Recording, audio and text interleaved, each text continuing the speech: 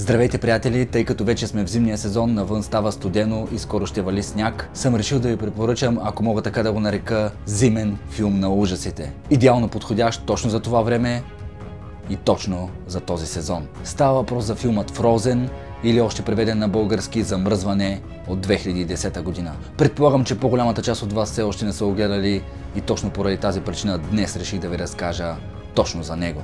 Филмът Замръзване разказва историята на трима приятели – Дан, Линч и Паркър, които решават да прекарат уикенда в ски курорт. Те успяват да се качат на последния лифт в края на деня, но поради неразбирателство между персонала, лифтът е спрян и светлините в курорта угасват. Останали висящи високо над земята, в мразовитата нощ те осъзнават, че никой няма да ги спаси, защото курортът ще остане затворен чак до следващият уикенд. От този момент започва борбата им на оцеляване. Изправени пред екстремни условия, суровия студ и дори хищници, те се опитват да намерят начин да се измъкнат. Всеки опит за спасение обаче води до ужасяващи последствия и изправя героите пред тежки решения, които ще тестват както физическите, така и психическите им сили.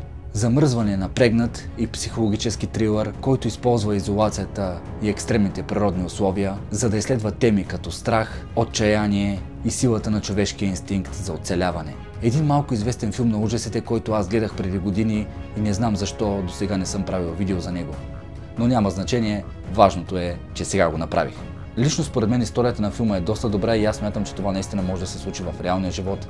Някой човек или пък някой група приятели да останат заклещени на някой лифт през нощта в някой ски курорт, където е студено, вали сняг и не се знае още какво друго може да ги очаква навън. Този филм наистина цели да ни покаже един възможен сценарий, на който аз лично не искам да попадам наистина. Качвал съм се на лифт, слава богу, жив съм, слязох от него, но още не бях гледал филма тогава. Ако бях гледал филма, най-вероятно нямаше да се кача на лифт. Аз ви препоръчвам да го гледате и после да ми споделите вашето мнение долу в коментарите. Ако искате да продължа да правя такъв тип видеа, защото има още много такива филми, коледни ужаси, зимни хорър филми, за които мога да ви разкажа, просто трябва да ме подкрепяте и да гледате видеята ми до край. Удряйте по един лайк, коментирайте, споделяйте и се абонирайте за каналът ми.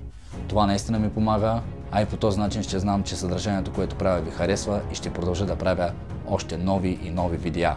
Благодаря ви, приятели! Това беше всичко за днес. Ще се видим много скоро в моето следващо видео. Чао от мен!